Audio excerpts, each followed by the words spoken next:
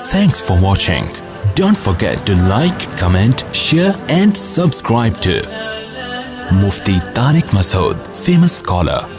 سب سے پہلے قرآن کی آیت ہے 29ویں پارے میں بھی ہے 28 اس میں قد افلح المؤمنون جو سورہ مومنون ہے اس میں بھی ہے کہ اللہ نے فرمایا زوجہ کے علاوہ کوئی بھی راستہ اختیار کرتا ہے فاولئک هم العادون. اور اس میں الفاظ دیکھو فمن ابتغى وراء ذلک. ذالک جو ہے نا یہ بلاغت ہے. ذالک اس میں اشارہ ہے, جب ہاتھ سے اشارہ کرتے ہیں نا اس وقت کہا جاتا ہے.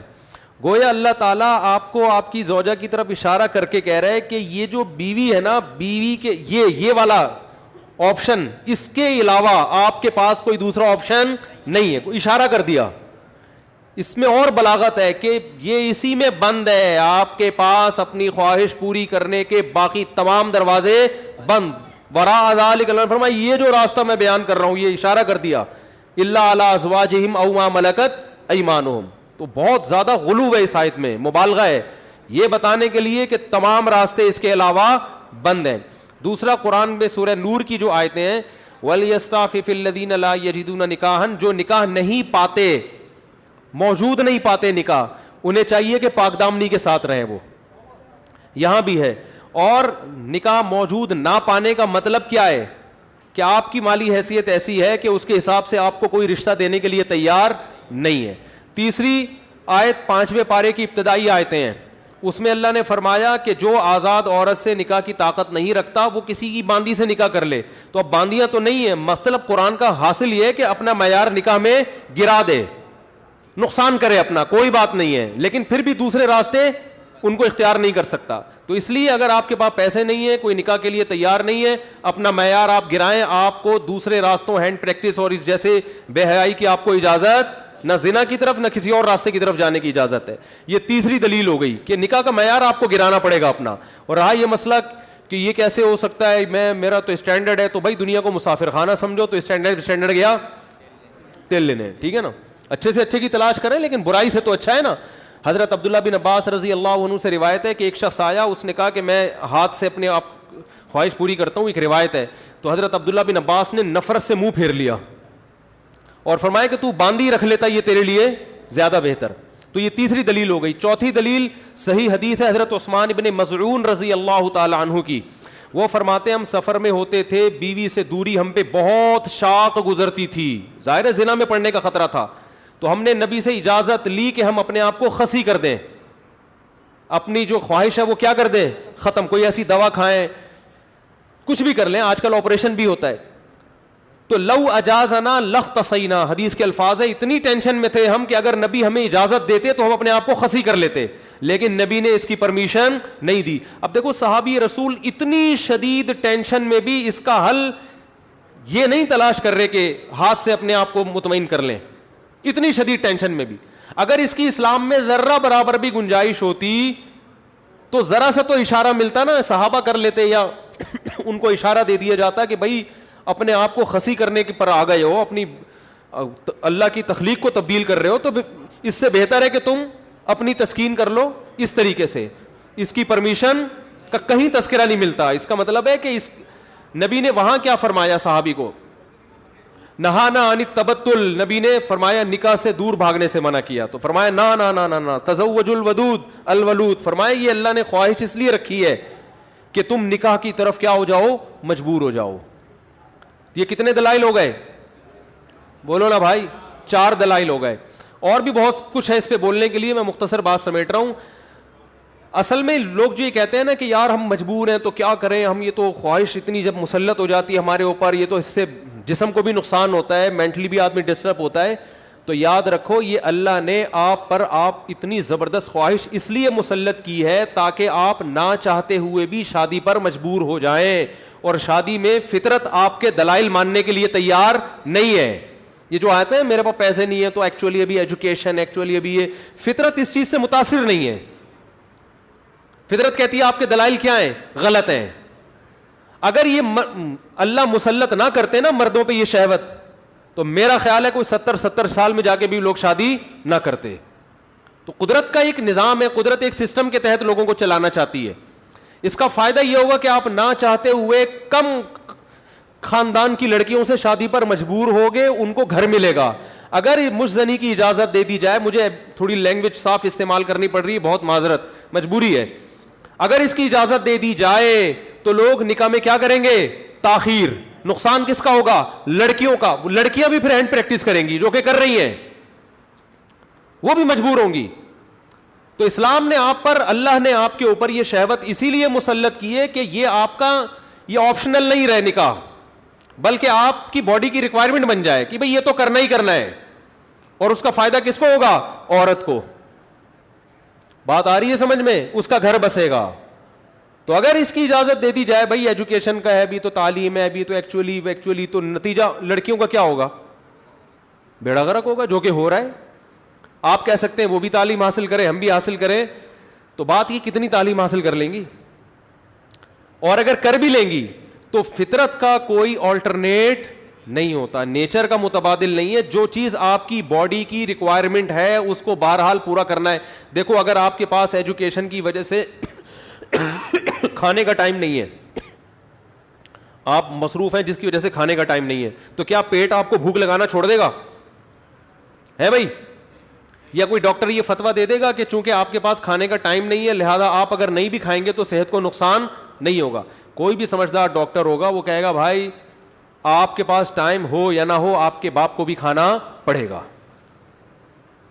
کھانا پڑے گا آپ کو, ورنہ باڈی کا نقصان ہوگا. تو یاد رکھو, جس طرح روٹی ضروری ہے مرد کے لیے اسی طرح عورت, اور عورت کے لیے اسی طرح مرد ضروری, باڈی کی ریکوائرمنٹ ہے. تو اسلام چونکہ نیچر کے خلاف نہیں چلاتا آپ کو, اس لیے اسلام نے تمام راستے بند کر دیے خواہش پوری کرنے کے, کیونکہ وہ سارے ان میں سے کوئی بھی نیچرل نہیں ہے. صرف ایک ہی نیچرل ہے کہ مرد کا کانٹیکٹ عورت سے اور عورت کا مرد سے, اس کے علاوہ کوئی نیچرل نہیں ہے. ہاں ایک آخر میں بات ضرور کہوں گا, ڈاکٹر ذاکر نائک صاحب اللہ ان کی عمر میں برکت دے, انہوں نے یہ کہا ہے کہ زنا سے بچنے کے لیے اگر کوئی یہ عمل کرتا ہے تو شاید مستحب ہو. تو یہ بھی ایک اصول یاد رکھیں, بڑی برائی سے بچنے کے لیے اگر کوئی چھوٹی برائی کرتا ہے تو ہم یہ تو کہیں گے کہ یار چلو بڑی سے بچ گیا, لیکن اس چھوٹی کو بھی برائی ہی کہا جائے گا. کوئی اگر ہیروئن کا عادی ہے, ہم اسے ہیروئن چھڑوانے کے لیے چرس پہ لے آتے ہیں کہ یار چلو اس سے تو بچے گا نا, اب ایک دم تو نہیں چھوڑ سکتا.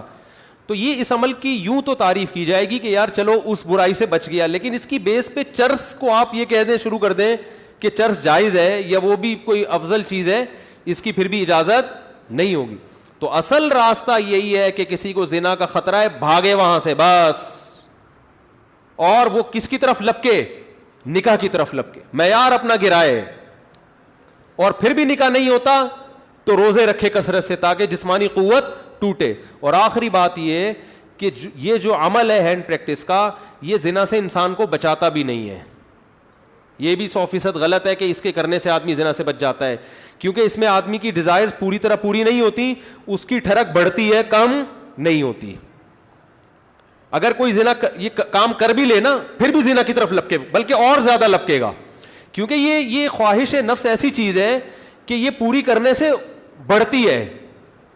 آپ کے جو دل کی خواہش ہے نا, نفس کی خواہش, یہ پورا کرنے سے کم نہیں ہوتی بلکہ بڑھتی ہے. جو اپنے آپ کو روکتے ہیں تو ان میں تو کنٹرول میں رہتی ہے, جو نہیں روکتے ان کی کنٹرول سے باہر ہوتی ہے. یہ تو یہ حل بھی نہیں ہے, یعنی میڈیکلی بھی یہ حل نہیں ہے زنا سے بچنے کا کہ یہ کام کرو. جو جتنے بڑے بڑے زانی ہیں پہلے انہوں نے یہ کام کیا ہے, اس کے بعد جا کے زنا کی طرف گئے ہیں, اور جنہوں نے اپنے آپ کو اس عمل سے بچا لیا وہ زنا سے بھی بچے رہتے ہیں.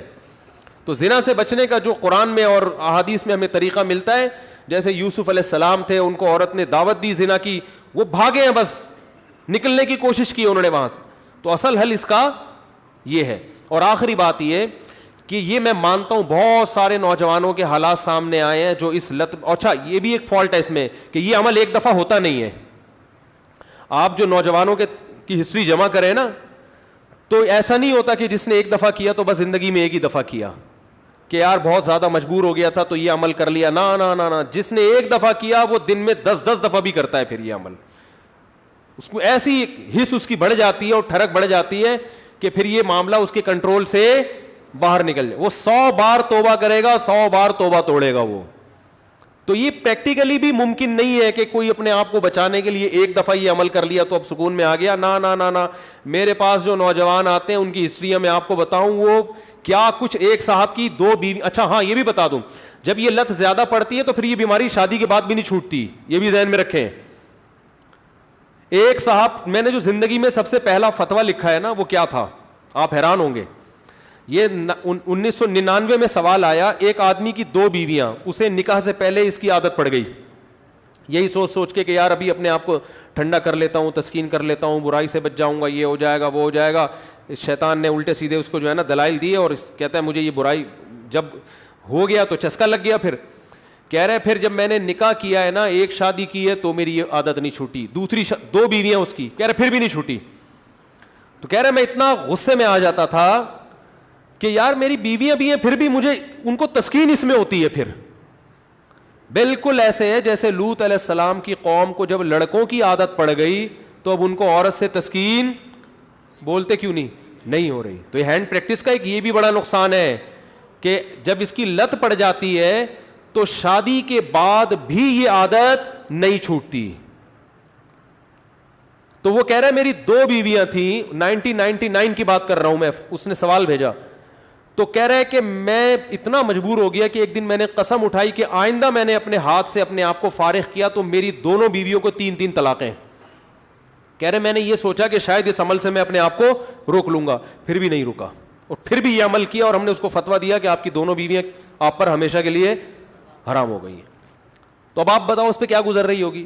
تو ہم نے لوگوں کے یہ حالات دیکھے ہیں, تو اس لیے اس قسم کے کلپ سے متاثر ہو کر کوئی بھی شخص ایسی حماقت کرنے کی کوشش بولو بھائی نہ کرے.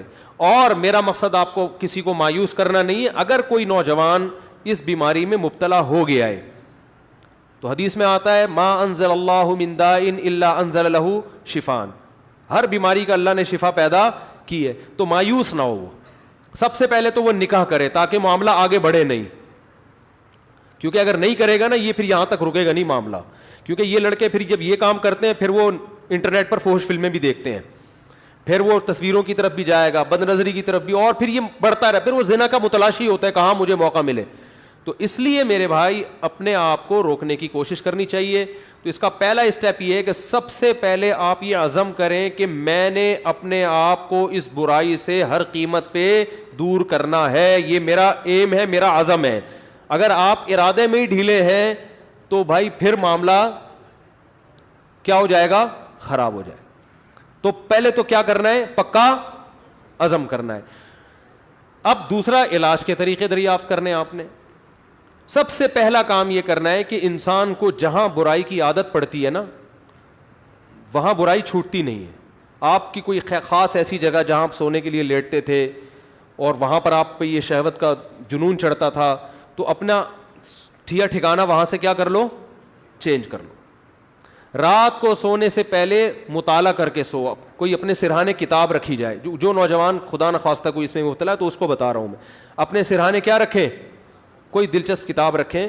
بستر پہ جیسے ہی لیٹے, جو معمولات ہے نا آیت الکرسی پڑھنا, دعائیں پڑھنا, بستر پہ لیٹنے سے پہلے پڑھ لیں وہ, تاکہ آپ جب بستر پہ جیسے ہی جائیں تو آپ کی سوچ جو ہے نا وہ مطالعے کی طرف چلی جائے.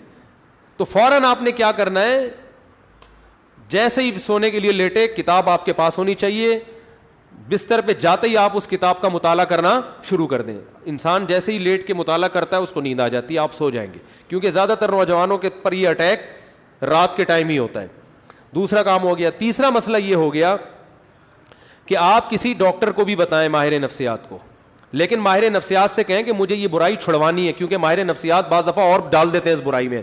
ایسے نفسیاتی ڈاکٹر بھی ہیں, وہ کہتے ہیں اس سے کوئی نہیں, ڈپریشن کا علاج ہے. اور بھائی ساری ڈپریشن کے اور بہت سارے علاج ہیں دنیا میں, وہ علاج وقتی ہے, جیسے سٹا لگانے سے نا وقتی طور پہ ٹھیک ہو جاتا ہے.